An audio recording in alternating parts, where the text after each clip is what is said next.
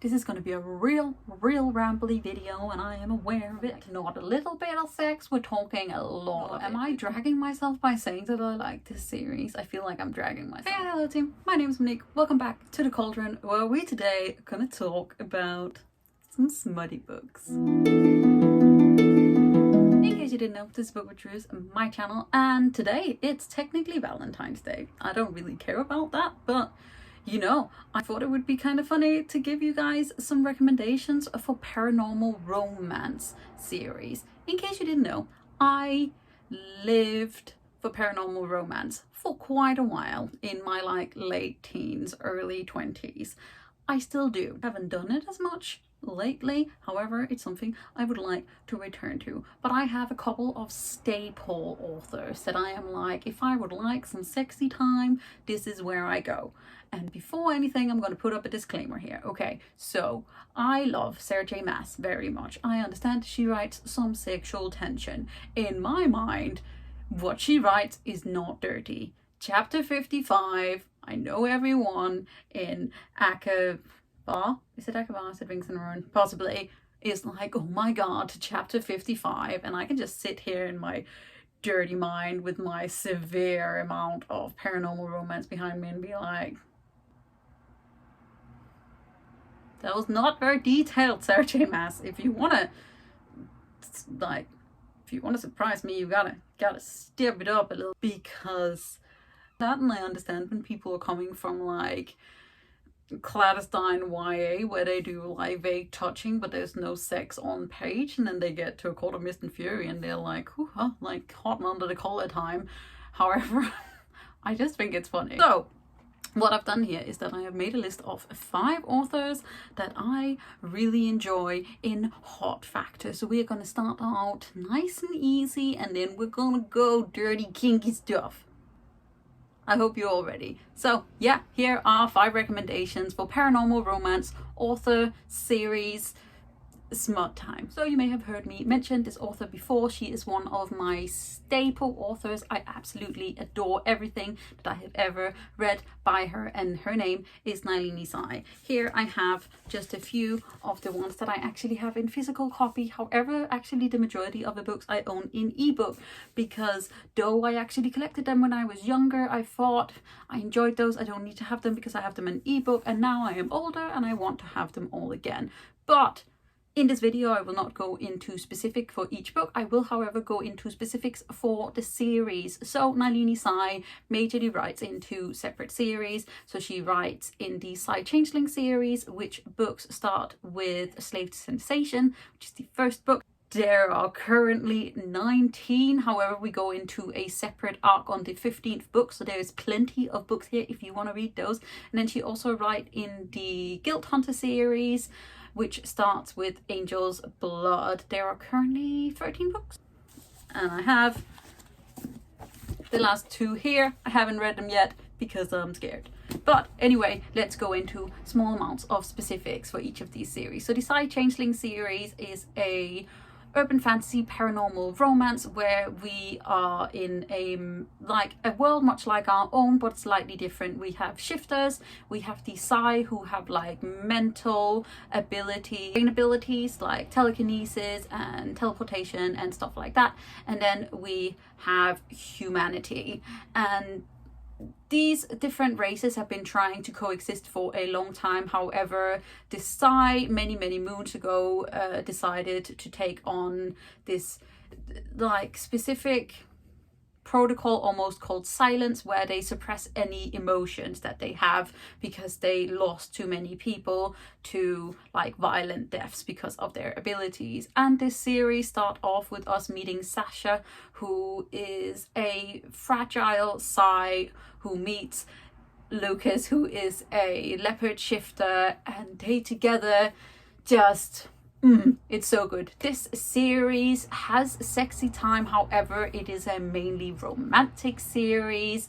It is a series that just blossoms and grows. Each book pretty much introduces a new couple to you, and then you have like the red lines going back to the original plot. It also have an overarching plot that goes through all of the series that has a lot to do with the sigh and the silence, and this series is just so full of love and affection, and I love it very, very, very, very, very much. So good. The Guild Hunter series, we follow Elena, who is a vampire hunter who one day sort of gets introduced to Raphael, who is the Archangel of New York. And in this universe, we are living sort of in the same way, in a paranormal like version of our own, where angels and vampires exist. And Elena gets sort of roped into doing this job where she needs to find a specific vampire who is sort of causing trouble. And this book as well spans many, many, many books. It is a little bit closer to just a Raphael Elena story, but we are continuously introduced to new couples as well. And it has an overarching war plot. It's amazing. Like, this is a book that every time I hear someone being like, oh, I love Crescent City, and I'm like, if you want some more sexy time, you should read the Guild Hunter series. There are so many. They are so good. The only thing that I wish Nailinizai would give me would be more LGBT. Like, just any rep would be good rep. But it is something I'm going to have to live to. One day I will find a good paranormal gay romance author person. It's just shifters. It's the whole bonding thing, and I'm like... But yeah, so this is the first author that I think that you should pick up. Next up in the heat factor, we are going to go with Shelley Laurenston, who is one of my absolute favorite paranormal romance authors, urban fantasy person. This sort of genre basing, it's a little bit blurred right now. So the majority of these books are urban fantasy as well. I, however, like to call them paranormal romance because the urban fantasy aspect is there, but the romance aspect is more there. Shelley Laurenston also writes under the pen name G.A. Aiken, where she writes a Dragonkin series, which currently has 9 books and starts with Dragon. Actually, this is a book series that I didn't actually pick up for ages because I liked the first book, but I wasn't as crazy about it as her other series. However, I did reread the majority of them a couple of years ago and I really enjoyed it. However, I absolutely hate the new covers, like not a little but a lot. The Dragonkin series is set more in a sort of middle age sort of fantasy world, so not really like our world. However, it is funny. All of Shelley Laurenston's main female characters are super hardcore. They kick ass. They are in no way fragile and quiet, and even if they are quiet ones who are not fighters, they are still super strong, and I absolutely adore them for it. However, Shelley Laurenston's main series, the Pride series, is one that I will lay down my life for. Pride series is her main series. There are currently 9 books in this series. However, she has sprung off of the Pride series and is now writing the Honey Badger series. I believe there are 3 books in that already. And we also have the almost prologue series to the Pride series called the Magnus Pack trilogy. And all of these books are following separate main couples who sort of join together, and I love them. There is a very small amount of little red thread throughout all of these series. However, they don't really look back at the former characters in that way. You will occasionally like meet them again and they will have impacts on the future books as well. However, mainly each book is a separate book. It's a separate romance, and they are just so hardcore. The Pride series starts with the book The Main Event. Yes, all of them look like this. It's all naked men on the cover with some sort of animal theme going on. The Magnus Pack like prologue series starts with the Pack Challenge and follows 3 friends who all sort of gets bound to special things. I actually started with the 3rd book in the Magnus Pack series before I found out the rest of the series existed, and it's just, I still have a very special place in my heart for this very Siberian tiger and his very feminine, very hardcore like mate. Oh god, it's just, oh, it's so good. Shelley Laurenston also has her newest series, which is the one that I believe that she writes in currently, called Discard Earth Saga. That's the one, and it starts with the Blacksmith Queen. This is the kind of cover that I want all of these books to have. However, I wasn't actually as crazy about this one as I was about her former books, especially even the Dragonkind books, but it is still very fun. We're following a blacksmith and centaurs. I know it sounds weird, it works though. Shelley Laurenston and /GA Aiken. Good stuff. Dirty stuff, not too dirty, still funny though. Also, Shelley Laurenston has a specific series that is inspired by Norse mythology, sort of the northern gods, called the Call of Crows, and that series is like my undoing.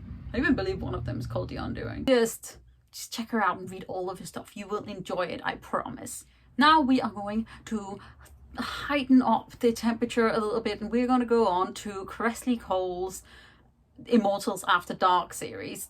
There are currently 17 books in this series. The first book, A Hunger Like No Other, follows our very first couple. He is a shapeshifter who has been imprisoned for eons, and she is a young half vampire girl who is trying to do her best and be away from her family for the first time. This is a proper paranormal romance series where we are set in our world, but magical beings exist. However, humans have no idea that they do. Throughout this series, we are introduced to a plethora of magical beings, and they are just funny and sexy and intense, and there is always drama and there's always mating bonds. If you're one of those people who enjoy those ones, this is the kind of series for you. There are so many wonderful books in this series that I believe that's a couple of the newest ones that I haven't read, but a couple of years ago I sort of returned to this series and read like I think 6 or 7 books that had like come out, and it's just each book, like many of the other authors in this series, like write a new couple with each book. However, they are like briefly intertwined, they are like connected. We have siblings, we have friends, we have someone's grandson, stuff like that. It's funny and it's intense, and if you like some dirty kinky things, then there's plenty of that in here.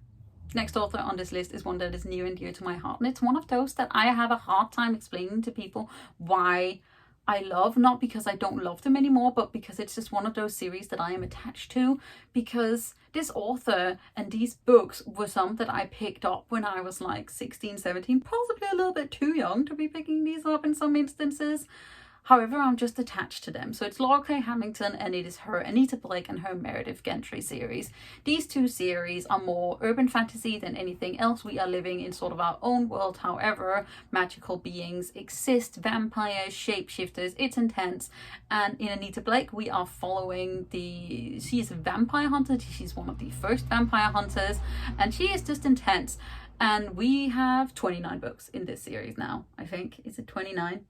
Okay, it's 28. Raphael is coming out very soon, which I believe is the newest one. And this series is one where we follow Anita throughout, I think it's 10, 15 years. It's many years, and I'm just attached to her. It's also an incredible amount of sex. Like, not a little bit of sex, we're talking a lot of it. We're talking reverse harem, we're talking mini-trois, mini-fours, mini-whatever. There's many people in one bed at certain points, and it is explicit. In the later years, we have also been introduced to the fact that Anita Blake is bi or pan. I'm not entirely sure. She is attached to certain women, which I enjoyed immensely, but it is also crime fiction. So in each of these books, we follow Anita Blake as she sort of has to navigate the supernatural world. She kills a lot. There's a lot of gore. There's a lot of torture. There's many things. However, there's also a woman who grows. The series overall is just one that I am incredibly attached to, and I love it a lot. I really love the new covers. I don't have all of them, but I do have the majority of the books in like mass market paperbacks with ugly faces on the fronts, but I will live with them and I will love with them. If you want to start from the beginning, the first book in the Anita Blake series is Guilty Pleasures. However, I don't feel like the older ones read as good as the newer ones. However, a lot of people who are attached to the series like me is just coming to the point where you like are aware that if you read this book, it's half of it is sex and half of it is death, and then you just move on from there. If you want to read more of a fae-centered series, you can read the Meredith Gentry series, where we follow Meredith, who is a fae princess who is half human. However, she was pushed out of the fae because her aunt wanted to kill her. We have the same sort of situation with a reverse harem going on. There's a plenty amount of sex. Meredith is a fertility goddess. There's so much sex in this series. But it's just one of those that you just enjoy it if you enjoy it, and then you just move on afterwards. But it is a series that I actually really love in a different way to Anita Blake's. There are currently only 9 books in this series. I don't know if Laurell K will ever return to Meredith Gentry. I hope so, but at the same time, I also feel like you should just leave Meredith Gentry alone. Leave Doyle and Frost alone, because they're my babies. And last on this list is an author that I just kind of like. God, I read a lot of her stuff when I was very young, and I think apparently very kinky. This is Laurell K. She writes the Breeds series. There are currently, I think there's 23 books in this series. This is a proper paranormal, I wouldn't even say romance, paranormal sex escapade, maybe. Basically, we are set in our world. However, there has been this experimentation on certain people from they are very young, where they have been spliced with animal DNA. You see where I'm going with this. And basically, once the world found out, they saved these people from it. However, they are now very much in small communities by themselves. And then we go into this romantic mating bond thing, and I am entirely aware of the fact that I'm trash for this series. I am trash. It is very sexual. It is very kinky as nem. It is oh god, how am I gonna explain this without making myself sound like a psycho? Anyways, it is what it is. It is a series that I am attached to by a heart thread and possibly something else. Anyway, it's a series that if you want some real kinky, sexy things with, you know, like some paranormal in over it, then this is the series to go. This is where you start. First book in the series is called Tempting the Beast. However, I believe there is a couple of sort of prologue stories. One of them is called Elizabeth's Wolf, and I believe each of these breeds have their own set series. They're the feline breeds. There's the wolf series. I believe there's the coyote ones, which I really adore. Dirty. And it's just like a strange, wonderful series. However, I would say if you are not into the whole trying to make babies time, like there's a lot of pregnancy in the end of these books. That's not even like a spoiler really. Each book is set for a different couple, and there is a lot of violence as well. There's also a lot of like hints at previous torture. Obviously, these people have been spliced with animal DNA. They're not quite human. They're a bit strange. They're a bit matey. I don't know. Am I dragging myself by saying that I like this series? I feel like I'm dragging myself. But anyway, that's some smut there for you. That's the wild one. We could also talk about Crystal Jordan, but then we're really out there. We're like taboo out there. I believe I read one about like a twin cest going on of stuff. Yeah. Anyways, okay, team. I hope you enjoyed this recommendation of a hot and steamy paranormal romance. If you didn't, then I'm sorry. I hope that you had a nice time at least seeing me wanting to blush, but I'm wearing enough makeup that you can't see it. So, if you did enjoy this video, don't forget to hit a thumbs up button, hit the subscribe button at the same time so you don't miss out on any other videos from me. You can also click the little bell which will give you a notification when I put up a new video, which is regularly. I hope you enjoyed these. If you've picked any of them up, let me know. If you have any other paranormal romance recs, you can leave them in the comments down below. I'd love to hear them. I really want to return to my paranormal romance ways. However, I am much more attached to same-sex relationships now, so I would like to find one of those. Someone give me that. Anywho, I hope this video finds you well. I hope you enjoyed it as much as I enjoyed making it, and then I'll see you guys soon with another video. Bye.